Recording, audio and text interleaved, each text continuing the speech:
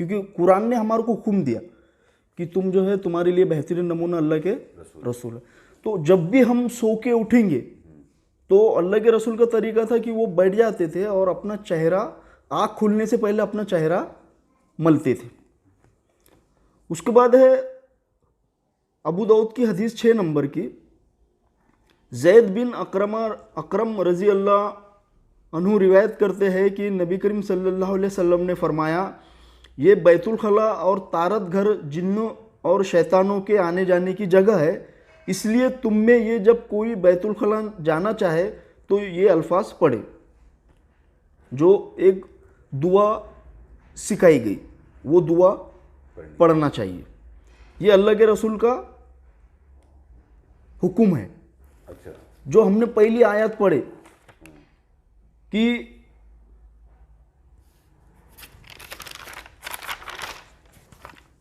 सूरह आले इमरान की, जो अल्लाह और उसके रसूल का हुक्म बजा लाएगा तो अल्लाह ताला उसे जन्नत में ले जाएगा।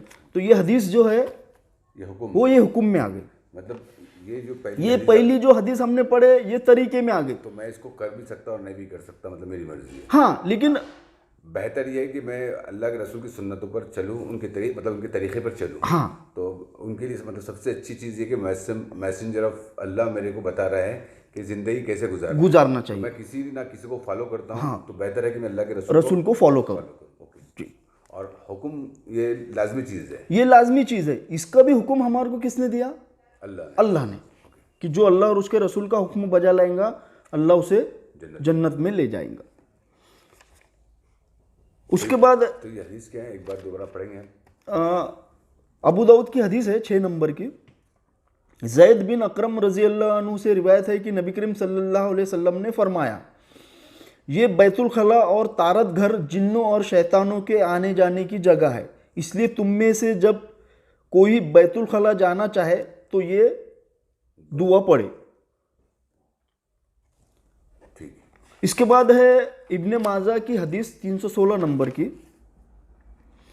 हज़रत सलमान फ़ारसी रज़ी अल्लाह अन्हु से बाज़ मुशरिकों ने मजाक करते हुए कहा कि तुम्हारा अजीब नबी है, बैतुल खला तारत की भी तालीम देता है।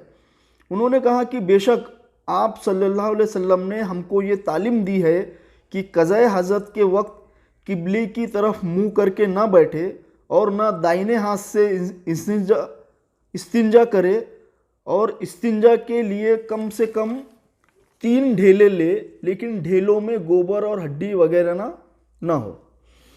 एक दूसरी हदीस है जो यहाँ पर कोड नहीं की गई कि अल्लाह के रसूल ने फरमाया कि जब तुम तारत के लिए पानी इस्तेमाल करो तो ताक अदद में करो।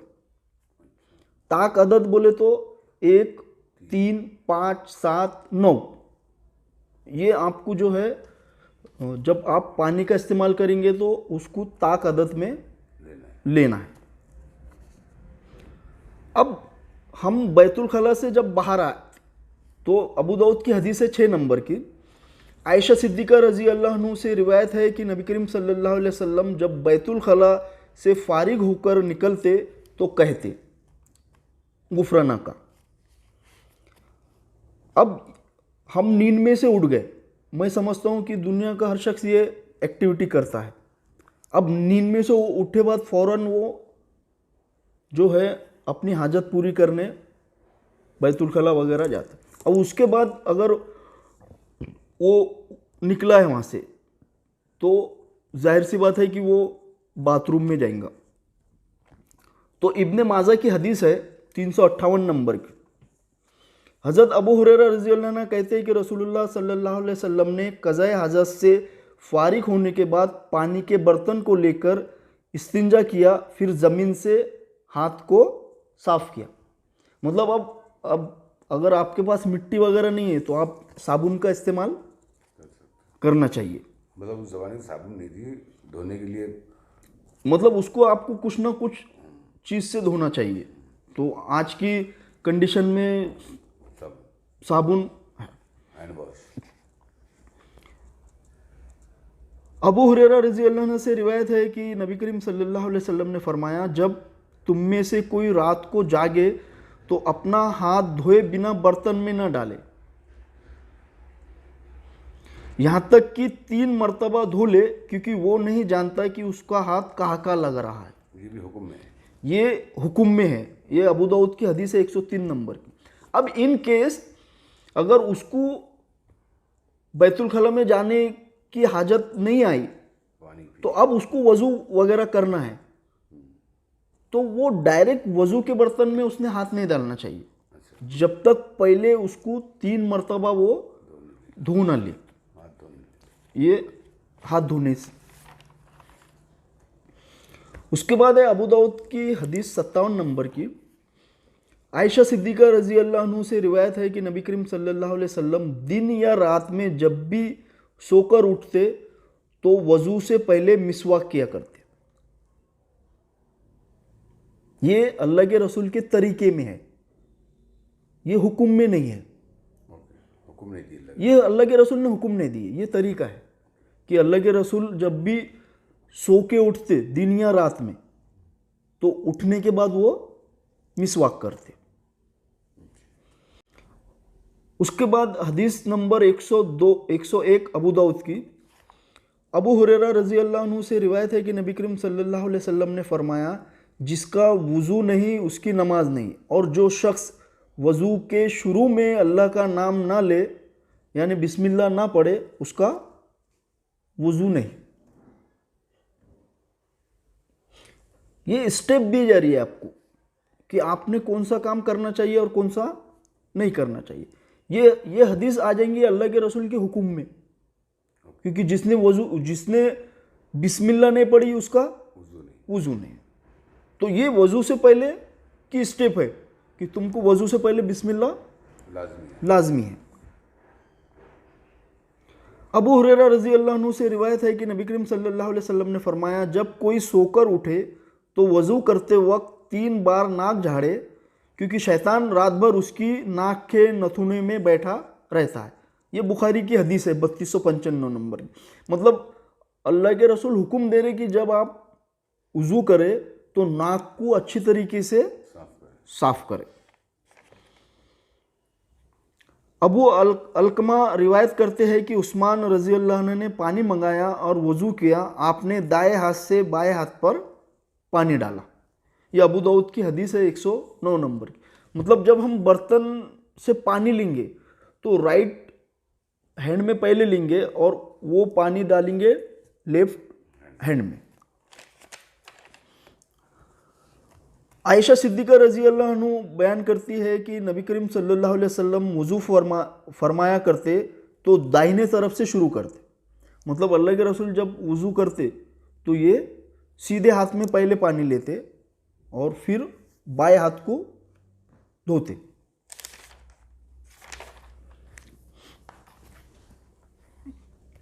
नबी करीम सल्लल्लाहु अलैहि वसल्लम ने फरमाया, तुम में से जो कोई अच्छी तरह मुकम्मल वज़ू करे फिर ये दुआ पढ़े, अशहदु अल्ला इलाहा इल्लल्लाह व अशहदु अन्ना मुहम्मदन अब्दुहु रसूलुहु, तो उसके लिए जन्नत के 8 दरवाजे खोल दिए जाते हैं, वो जिस दरवाजे से चाहेगा जन्नत में दाखिल होगा।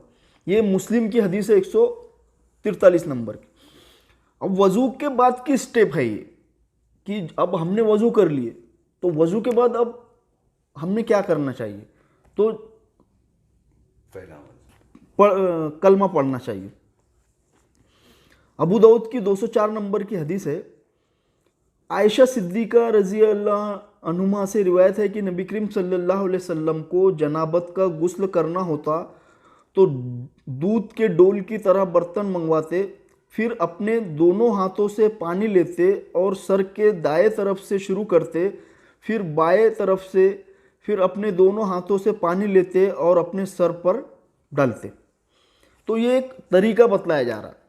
मतलब और एक दूसरी एक हदीस है जिसमें अल्लाह के रसूल ने जो है पहले अपनी शर्मगाह को धोया और वज़ू किए और फिर शुरुआत जो करे, तो हमको जब भी गुस्ल करना है तो हमको पहले राइट साइड में पानी डालना है 3 बार, फिर लेफ्ट साइड में पानी डालना है 3 बार, फिर सर पे पानी डालना है 3 बार।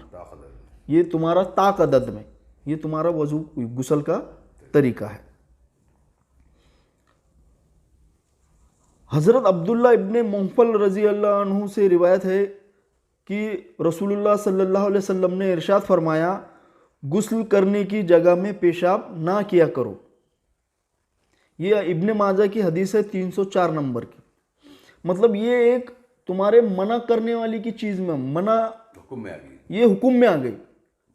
अब हमने पहली एक आयत पढ़े थे सूरे निसा की 14 नंबर की, जिसमें अल्लाह ने फरमाया,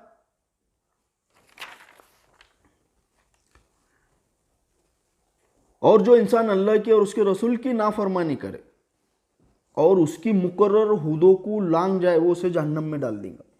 तो ये उसी जीवन में ये हदीस को लिया जाएगा कि अल्लाह के रसूल ने मना करे जहां आप गुसल करते हैं वहां पर पेशाब करने से। इसके बाद मुस्लिम की हदीस है 155 नंबर की। नबी करीम सल्लल्लाहु अलैहि वसल्लम की बीवी हज़रत मैमूना रज़ी अल्लाह अन्हुमा से रिवायत है, गुस्ल करने की जगह से हट गए और पाँव को धोया, फिर बदन पोंछने के लिए रुमाल लेके आई, लेकिन आपने नहीं लिया। ये अल्लाह के रसूल के तरीके में आएगा कि अल्लाह के रसूल ने गुस्ल करने के बाद अपने जिस्म को कपड़े से पोंछा नहीं। हुक्म में नहीं, ये हुक्म में नहीं है, ये अल्लाह के रसूल के तरीके में है।